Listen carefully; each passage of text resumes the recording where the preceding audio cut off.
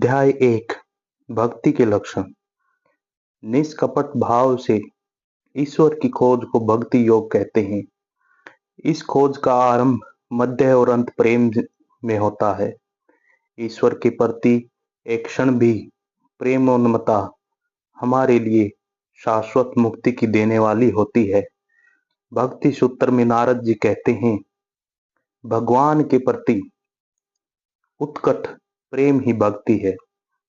जब मनुष्य इसे प्राप्त कर लेता है तो सभी उसके प्रेम पात्र बन जाते हैं। वह किसी से घृणा नहीं करता, वह सदा के लिए संतुष्ट हो जाता है।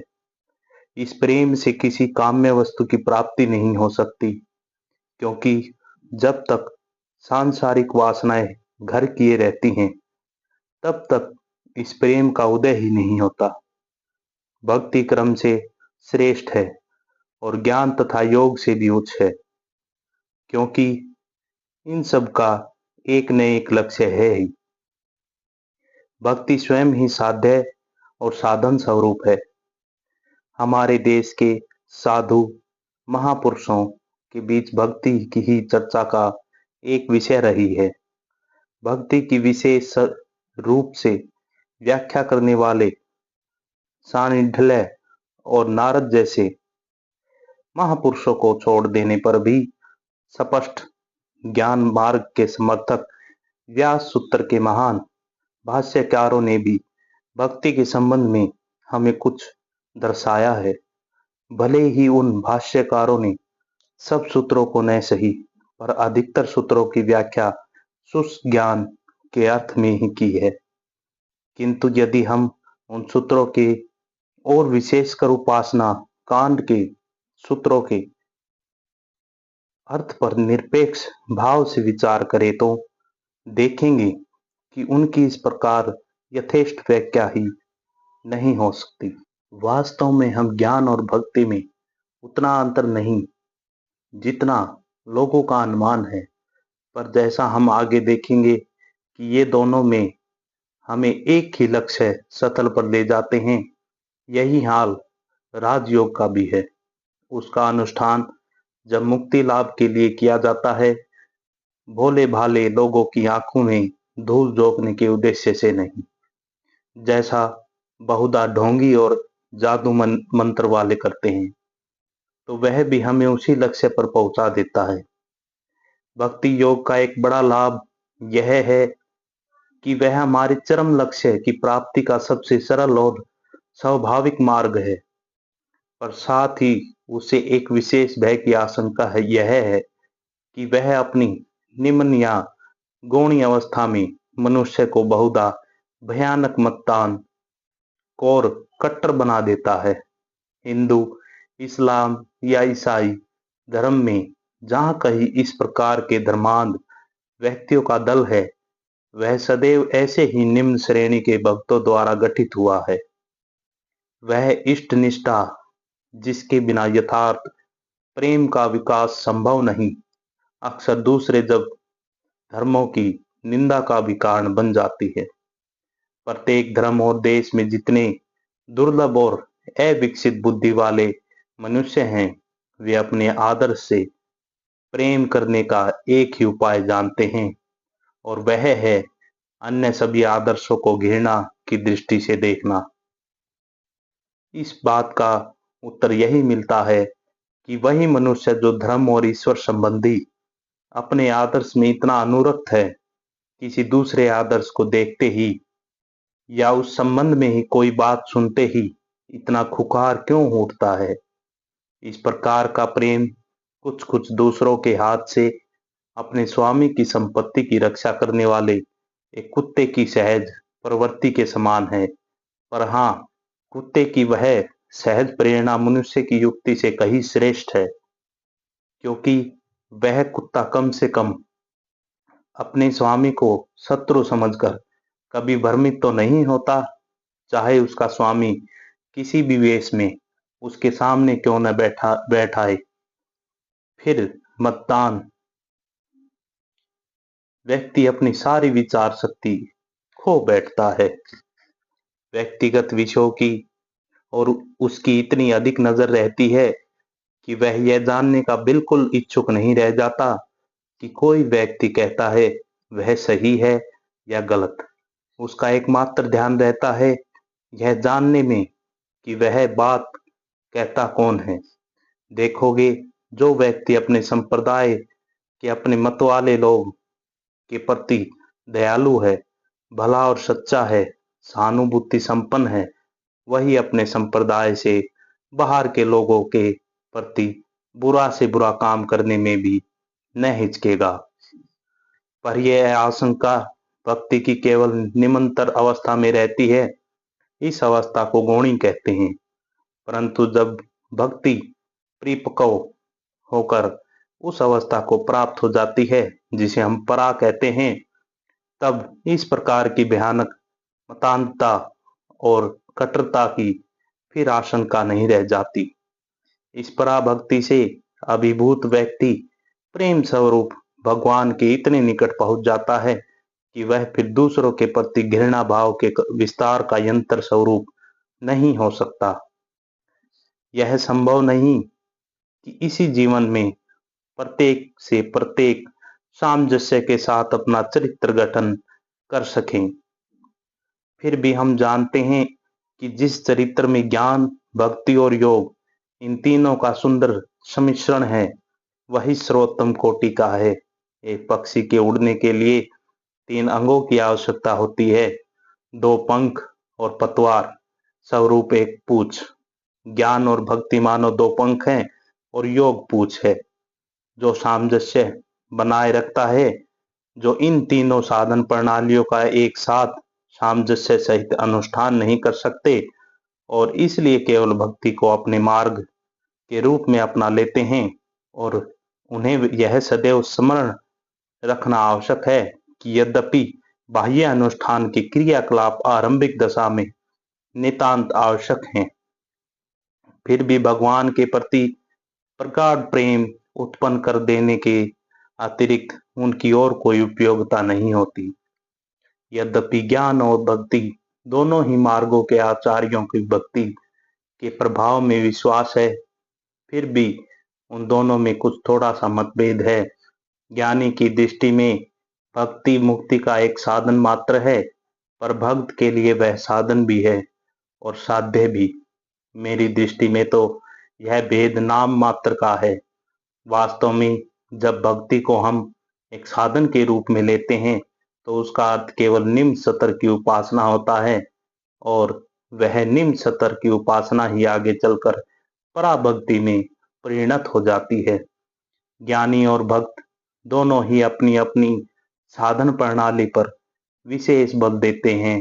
वे यह भूल जाते हैं कि पूर्ण भक्ति के उदय होने से पूर्ण ज्ञान बिना प्राप्त हो जाता है और इसी प्रकार पूर्ण ज्ञान के साथ पूर्ण भक्ति भी आप ही आ जाती है। इस बात को ध्यान में रखते हुए हम अब यह समझने का प्रयत्न करें कि इस विषय में महान वेदांत भाष्यकारों का क्या कथन है। आवर्ती रस क्रोध उपदेशात सूत्र की व्याख्या करते हुए भगवान श्री शंकराचार्य कहते हैं कि लोग ऐसा कहते हैं वह गुरु का भक्त है, वह राजा का भक्त है, और वे यह बात उस व्यक्ति को संबोधित कर कहते हैं जो गुरु या राजा का अनुसरण करता है, और इस प्रकार यह अनुसरण ही जिसके जीवन का ध्येय है। इस प्रकार जब वे कहते हैं एक पतिव्रता स्त्री अपने विदेश गए पति का ध्यान करती है, तो यहाँ भी एक प्रकार से उत्कंठा युक्त निरंतर स्मृति को ही लक्ष्य किया गया है। शंकराचार्य के मतानुसार यही भक्ति है। इसी प्रकार अथा तो ब्रह्म जिज्ञासा सूत्र की व्याख्या करते हुए भगवान रामानुज कहते हैं, एक पात्र से दूसरे पात्र में तेल डालने पर जिस प्रकार वह एक अखंड धारा में गिरता है, उसी प्रकार किसी ध्येय वस्तु के निरंतर स्मरण को ध्यान कहते हैं। जब इस तरह की ध्यानावस्था ईश्वर के संबंध में प्राप्त हो जाती है तो सारे बंधन टूट जाते हैं। इस प्रकार शास्त्रों में इस निरंतर स्मरण को मुक्ति का साधन बतलाया गया है। फिर यह स्मृति दर्शन के ही समान है, क्योंकि उसका तात्पर्य इस शास्त्रोक्त वाक्य के तात्पर्य से ही सदृश है। उस पर और अवर पुरुष के दर्शन से हृदय ग्रंथियां छिन्न हो जाती हैं, समस्त संशयों का नाश हो जाता है और सारे क्रम क्षीण हो जाते हैं। जो समीप है उसके तो दर्शन हो सकते हैं, पर जो दूर है उसका तो केवल स्मरण किया जा सकता है। फिर भी शास्त्रों का कथन है कि हमें तो उन्हें देखना है जो समीप है और फिर दूर भी। और इस प्रकार शास्त्र हमें यह दर्शा रहे हैं कि उपयुक्त प्रकार का स्मरण दर्शन के बराबर है। यह स्मृति प्रगाढ़ हो जाने पर दर्शन का रूप धारण कर लेती है। शास्त्रों के प्रमुख स्थानों पर कहा है कि उपासना का अर्थ निरंतर स्मरण ही है और ज्ञान भी है, जो असकृत उपासना से अभिन्न है, निरंतर स्मरण के अर्थ में ही वर्णित हुआ है। अतएव श्रुतियों ने उस स्मृति को, जिसने प्रत्यक्ष अनुभूति का रूप धारण कर लिया है, मुक्ति का साधन बतलाया है। आत्मा की अनुभूति न तो नाना प्रकार की विधाओं से आ सकती है, न बुद्धि से, न बारंबार वेद ध्यान से। जिसको यह आत्मा वर्ण करती है वह इसकी प्राप्ति करता है तथा उसी के सम्मुख आत्मा अपना स्वरूप प्रकट करती है। यहाँ यह कहने से उपरांत कि केवल श्रवण, मनन और निधिध्यासन में आत्मोपलब्धि नहीं होती, यह बताया गया है जिसको यह आत्मा वर्ण करती है उसी के द्वारा यह प्राप्त होती है। जो अत्यंत प्रिय है उसी को वर्ण किया जाता है। जो इस आत्मा से अत्यंत प्रेम करता है वही आत्मा का सबसे बड़ा प्रिय पात्र है। यह प्रिय पात्र जिससे आत्मा की प्राप्ति कर सकें उसके लिए स्वयं भगवान सहायता देते हैं, क्योंकि भगवान ने स्वयं कहा कि जो मुझसे सतयुक्त है और प्रीतिपूर्वक मेरा भजन करते हैं उन्हें मैं ऐसा बुद्धि योग देता हूँ जिससे वे मुझे प्राप्त हो जाते हैं। इसलिए कहा गया है कि जिसे यह प्रत्यक्ष अनुभवात्मक स्मृति अत्यंत प्रिय है उसी को परमात्मा वर्ण करते हैं, वही परमात्मा की प्राप्ति करता है। क्योंकि जिनका स्मरण किया जाता है उन परमात्मा को यह स्मृति अत्यंत प्रिय है। यह निरंतर स्मृति ही भक्ति शब्द द्वारा अभिहित हुई है।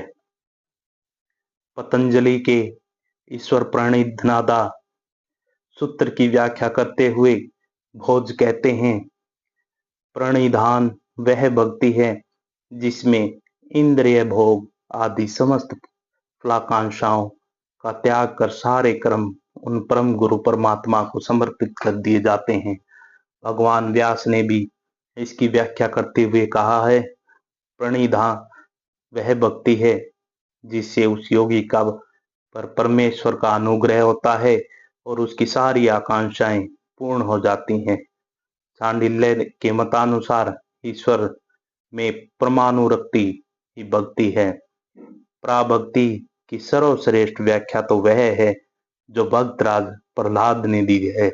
जैसी तीव्र आसक्ति अविवेकी पुरुषों को इंद्रिय विषयों में होती है, उसी प्रकार की आसक्ति तुम्हारा स्मरण करते समय कहीं मेरे हृदय से चली न जाए। यह आसक्ति किसके प्रति? उन्हीं परम प्रभु ईश्वर के प्रति। किसी अन्य पुरुष, चाहे वह कितना भी बड़ा क्यों न हो, के प्रति आसक्ति को कभी भक्ति नहीं कहते। इसके समर्थन में एक प्राचीन आचार्य को उद्धत करते हुए अपने श्री भाष्य में रामानुज कहते हैं, ब्रह्मा से लेकर एक तृण पर्यंत संसार के समस्त प्राणी कर्म जनित जन्म मृत्यु के वश में है। अतएव अविद्यायुक्त और प्रवृत्त परिवर्तनशील होने के कारण वे इस योग्य नहीं है कि ध्येय विषय के रूप में वे साधक के ध्यान में सहायक हो। सांडिल्य के अनुरिक्त शब्द की व्याख्या करते हुए भाष्यकार सौपनेश्वर कहते हैं, उसका अर्थ है अनु यानी पश्चात, और रक्ति यानी आसक्ति, अर्थात वह आसक्ति जो भगवान के स्वरूप और उनकी महिमा के ज्ञान के पश्चात आती है। अन्यथा स्त्री पुरुष आदि किसी भी व्यक्ति के प्रति अंध आसक्ति के ही हम भक्ति कहने लगे। अतः हम स्पष्ट देखते हैं कि आध्यात्मिक अनुभूति के सीमित किए जाने वाले मानसिक प्रयत्नों की परंपरा या कर्म ही भक्ति है, जिसका प्रारंभ साधारण पूजा पाठ से होता है और अंत ईश्वर के प्रति प्रगाढ़ एवं अनन्य प्रेम में। हम इस अध्याय को यहीं पूर्ण विराम देते हैं।